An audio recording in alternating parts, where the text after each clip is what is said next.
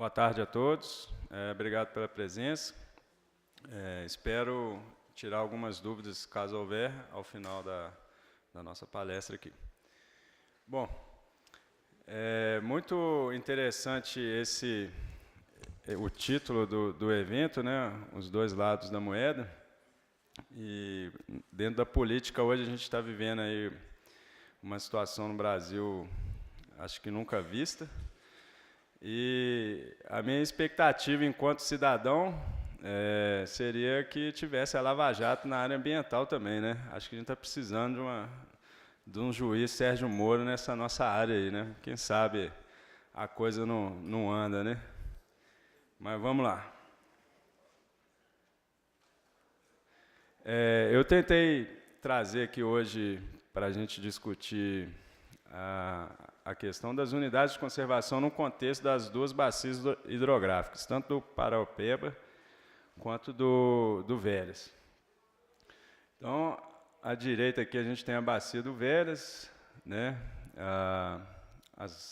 Esses pontinhos pretos são as RPPNs, as reservas particulares do patrimônio natural, em quantidade, no total das duas bacias, 43 RPPNs reconhecidas pelo IEF, somando aí quase 1% de cobertura do total da bacia, né?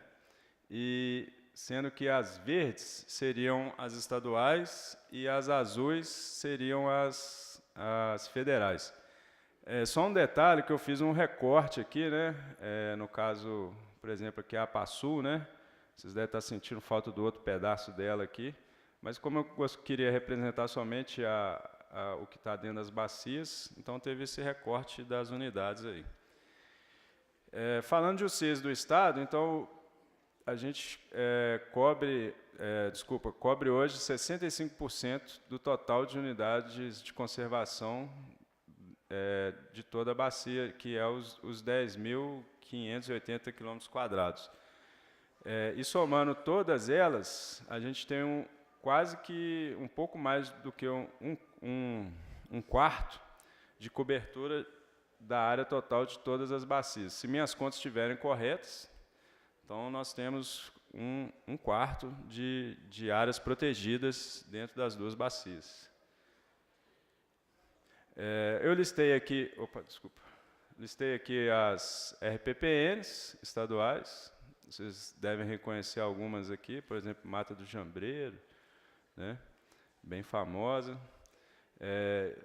E também aqui as UCs federais, que algumas ocorrem mais a jusante e outras mais a montante. Desculpa. Faltou mesmo.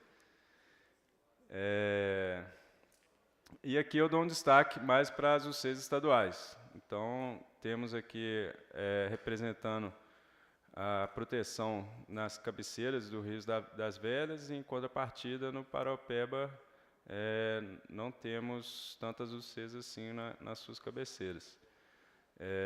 Vale destacar que são duas APS, que as APS são áreas de proteção especial, com criação específica para a proteção dos recursos hídricos, dentre outros objetivos, né, de criação das APS.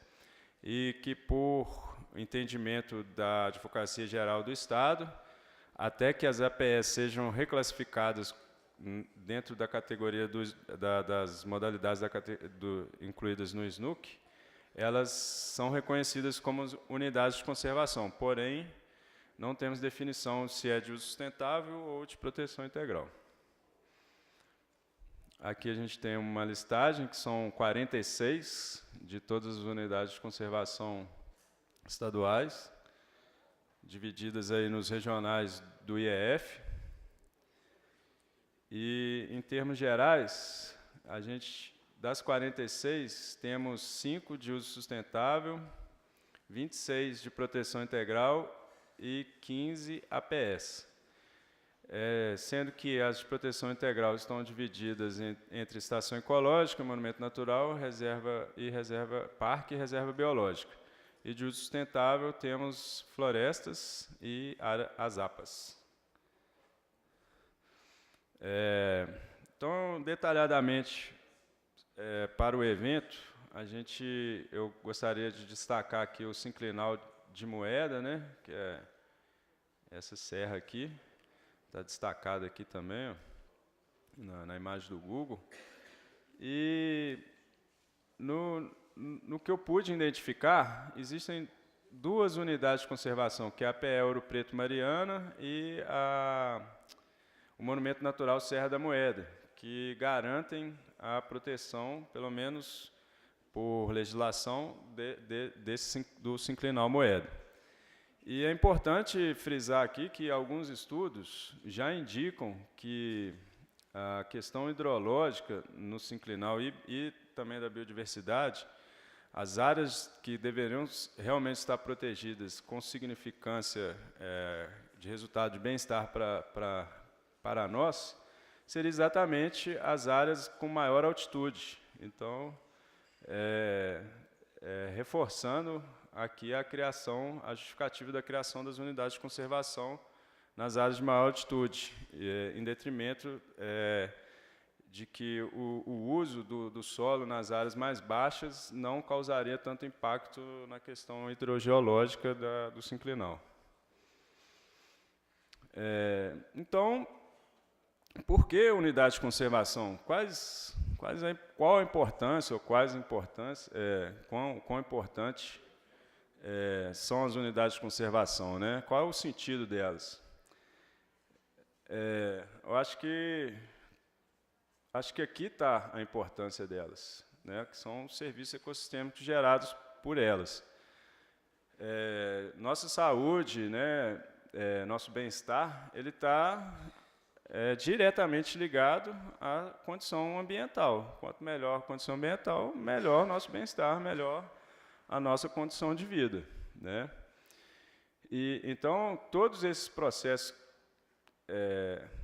que são gerados pelas unidades de conservação através dos serviços ambientais, esses processos eles também, de fato, eles vão nos afetar em alguns pontos, né, que são definidos aí pela literatura internacional, em serviços de suporte, em serviços de provisão, em serviços de regulação e também em serviços culturais, né? São áreas que, de fato, vão nos auxiliar na produção, né? No caso aqui do suporte, formação do solo. Sem solo, o Guilherme falou mais cedo aqui que não tem agricultura, não é mesmo? Sem a fotossíntese, a gente não teria planta, né? A ciclagem de nutriente das florestas, o Brasil só tem floresta por esse fator aqui. Um dos principais fatores é a ciclagem de nutrientes, porque solos extremamente pobres, ácidos, e o que gera a produção florestal nativa, né, é a ciclagem de nutrientes. E o principal, acho que do nosso foco desse fórum aqui, que é a questão do ciclo hidrológico. Os serviços de provisão são aqueles incluindo os alimentos, fibras, combustíveis, remédios, os recursos ornamentais, né, e a própria água, né. Regulação, a questão do clima, né, a qualidade do ar, manutenção e qualidade da água, controle da erosão. Lembrar que o solo ele é a nossa caixa d'água. Então, quando a gente tem erosão, a gente diminui a capacidade da caixa d'água. Se não me engano, 1 metro cúbico de solo perdido no cerrado equivale a menos 500 litros de água de capacidade de armazenamento. Então, o solo ele é um grande fator importante na nossa produção de água, né? A gente não pode, de modo algum, renegá-lo. Então, temos que ter um grande cuidado com esse ente, que é o solo. E os serviços culturais, que estão ligados à recreação, a questão da paisagem, né, a questão da estética, ou até mesmo a questão espiritual, né, de alguns monumentos, como a Serra da Piedade, né, questão religiosa, enfim. Então, dentro desse contexto todo da produção de serviços ecossistêmicos, né, as unidades de conservação, elas têm uma importância muito grande para a conservação da biodiversidade. Por que biodiversidade? A biodiversidade ela nos permite que as funções do ecossistema elas se mantenham. A partir do momento que a cadeia alimentar, né, para ser bem simplório, ela tem alguns impedimentos, então a biodiversidade foi afetada, possivelmente vamos ter mais pragas, vamos ter mais doenças, enfim. Esse nomezinho aqui, biodiversidade, eles não garante isso, porque o predador vai estar sempre predando a presa, em função disso, menos pragas. Vamos estar sempre buscando o equilíbrio através da biodiversidade. É o próprio papel da natureza, né? Outra questão, por exemplo, a questão dos serviços associados à unidade de conservação. Grande parte hoje, aqui vou trazer um dado da minha cola aqui para vocês, que, por exemplo, a nível de Brasil, os pesquisadores aqui, Medeiros, Young, Pavese e Araújo, em 2011, no trabalho deles, Contribuição das Unidades de Conservações Brasileiras para a Economia Nacional, eles trazem um dado aqui bem interessante. Eles apontam que, no que tange aos diferentes usos da água pela sociedade, 80% da hidroeletricidade do país vem de fontes ajusantes de unidades de conservação. Olha que dado interessante, né? Outra informação é que 9% da água para consumo humano é diretamente capturada em unidades de conservação. E Belo Horizonte a gente tem um bom exemplo disso, né? A gente tem ali o Parque do Rola Moça, que Fecho, Cercadinho e outras APS, que nos mostram, nos indicam essa importância das unidades de conservação. Outra informação importante é que 4% da água utilizada na agricultura e irrigação é captada a jusante das unidades de conservação. Obrigado. Então, outra questão das unidades de conservação, mas aqui restrito ao de uso sustentável, é a própria exploração dos produtos florestais, tanto madeireiros quanto não madeireiros. Também a questão da recreação, o serviço ecossistêmico que elas nos fornecem, as atividades de uso público, visitação. Uma discussão recente hoje sobre a questão dos estoques, né, de carbono e as mudanças climáticas. Apesar do Brasil não sentir isso assim na pele, a gente às vezes não está sentindo assim de fato, mas se a gente vai ali para a Centro-América, na região de Costa Rica, Guatemala, já está ocorrendo uma migração das espécies que viviam em certa altitude mais baixas, elas já estão tendo ocorrência em altitudes mais altas, em detrimento do aumento da temperatura. Então, já está ocorrendo uma migração de espécies em função das mudanças climáticas, né? Belo Horizonte também, não sei se todos tiveram oportunidade, mas tem um estudo da UFMG, se não me engano, de mestrado ou doutorado, que já indica que 2 regiões dentro de Belo Horizonte já alteraram o clima. É a região norte e a região centro-sul. Essas 2 regiões têm bolsões de áreas quentes que não ocorria alguns anos atrás. Isso devido à forma de ocupação da cidade, né? Isso está mais claro no estudo, mas assim, já aponta a dados que, por nossa interferência, né, ser bem claro, a selva de pedras ela já alterou o clima, né? Então, eu costumo dizer assim, qual que é o preço da sombra, né? Talvez seja mais valoroso que os próprios recursos, né? Madeira, carvão, folha, o próprio produto madeireiro, né?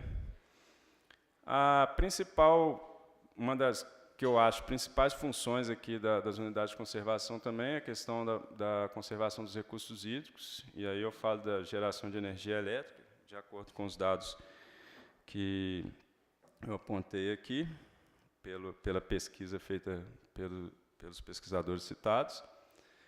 E também não posso deixar de informar da questão do ICMS ecológico, né? Então, hoje, tem uma lei que, à medida que os municípios possuem áreas preservadas, eles recebem uma porcentagem aí referente ao ICMS ecológico, que não quer dizer que vai ser aplicado em meio ambiente, mas, de fato, geram uma receita para os municípios. Gostaria de trazer aqui a discussão o ciclo hidrológico, né, que eu acho que é parte principal do entendimento da dinâmica da questão hídrica da produção de água, e faço essas duas perguntas, né, dentro desse contexto do ciclo hidrológico. A presença ou não de vegetação pode influenciar nas características da água e no ciclo hidrológico? Ou até mesmo, a vegetação é fundamental para a sustentabilidade do ambiente? Eu acredito que sim. Eu não sei se todos têm essa mesma percepção, mas eu vou tentar mais à frente apontar aqui alguns quesitos que vão auxiliar a resposta ali.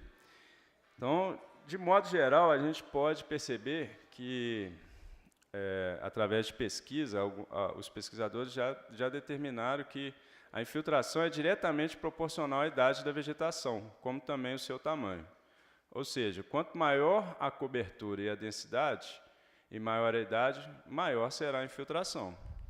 Então, quanto mais velha a floresta, ou quanto mais velha a vegetação, campo também é vegetação, gente. Não é porque é campo, é pastagem. Campo rupestre, tanto os quartzíticos quanto os de canga, eles são uma vegetação nativa e exercem função importante nos ecossistemas. Então, quanto mais velho for a vegetação, maior será a infiltração. Por que será? Acredito que seja devido à quantidade de matéria orgânica no ecossistema, né? Quanto mais matéria orgânica, mais água. Tem um dado aqui, ó, que deixou aqui, ó, esse. Então, quanto mais matéria orgânica, maior capacidade de retenção de água. Ou seja, a matéria orgânica ela é capaz de manter no sistema três vezes mais, né, 330% em relação ao seu peso seco. Então, se a gente tirar a água da matéria orgânica, olha o tanto que ela consegue armazenar, né? Então, de uma vez, de 100 a 300% a mais em relação ao seu peso seco, a quantidade de água que a matéria orgânica consegue segurar no sistema. Em 98, quando eu disse lá a questão lá da perda de solo, 500 milhões de toneladas de solo foi perdido em 98, que isso corresponderia a 280 hectares. Multiplica aí 280 hectares vezes 500, né? 500 litros. Teria mais ou menos a dimensão de quanto de água estaríamos deixando de armazenar. Então, estaríamos perdendo potencial de produção. Tudo que desceu daqui vai direto para o curso d'água, provocando enchentes, né? Então, a vegetação, além de criar esses benefícios todos, ela também reduz a erosão, minimizando o dano, né, que já perdi aqui, mas também vou estragar aqui embaixo. Então, se eu perdi aqui, eu tenho a chance de não estragar aqui. Camada do solo, com presença de matéria orgânica e decomposição, também ajuda contra a compactação. A gente, quando chove, a velocidade da gota de chuva ela pode gerar compactação, e a compactação ela é inimiga da infiltração, né? Então, reduzimos também a nossa capacidade de produção de água. Dependendo da forma radicular, né, do arranjo que a vegetação cria abaixo do subsolo, podemos ter maior ou menor aeração, principalmente a questão de infiltração de água até as camadas mais profundas do solo. Ou seja, a floresta, a vegetação, ela não só interfere na superfície do solo, como também na subsuperfície do solo, né? Só o fato de retirarmos a matéria orgânica do solo, reduzimos já em 40% a capacidade de infiltração dos nossos solos. E o escoamento superficial da água é inversamente proporcional à cobertura vegetal, ou seja, quanto menor a cobertura vegetal, maior o escoamento de água, maior a perda de água do sistema. E, para finalizar, tentando responder ali aquelas duas perguntas, a gente pode perceber que a presença ou não da vegetação e o tipo da mesma influencia na distribuição da água, né? Os efeitos da vegetação sobre a quantidade da água ofertada em uma bacia hidrográfica depende dos compartimentos do processo de interceptação, precipitação, escoamento, fluxos de água, e não somente o defluve final. Ou seja, o entendimento e a percepção do ciclo hidrológico e a participação da vegetação nesses processos são determinantes para a gente produzir água, né? Então, não adianta só eu medir lá no final da bacia a quantidade de água que tem de vazão lá, porque ela pode ser uma medição, talvez, que não vai refletir, aliás, não vai nos interessar no quesito produção de água, porque uma vazão alta pode significar perda de água, e não a efetiva produção ao longo do ano todo, né? Podemos constatar também que a vegetação possui contribuições significativas, aliás, ela não contribui para a questão da chuva em um dado local, porém, os efeitos da vegetação sobre outros aspectos, como a regulação do microclima e a preservação do solo, é importantíssimo. Ou seja, ter vegetação não quer dizer que vamos produzir chuva, mas ter vegetação minimiza as perdas e melhora o microclima. Melhorando o microclima, temos um melhor bem-estar e uma condição melhor, tanto para os animais e também desenvolvimento dos ecossistemas, né? E, consequentemente, uma melhor qualidade de vida. No que diz respeito à conservação do solo, é inegável a proteção exercida pela cobertura vegetal viva e também pela morta. E tanto essas características são importantes que podemos utilizá-las no nosso manejo para a produção de água de boa qualidade. É muito importante a fala do Eduardo aqui mais cedo, que ele cita a questão não da alternativa, mas o uso dos princípios agroecológicos, até da biodinâmica, no contexto, né, da produção de água. Isso é fundamental, né, no manejo agrícola, da agricultura, para ter uma produção de água. E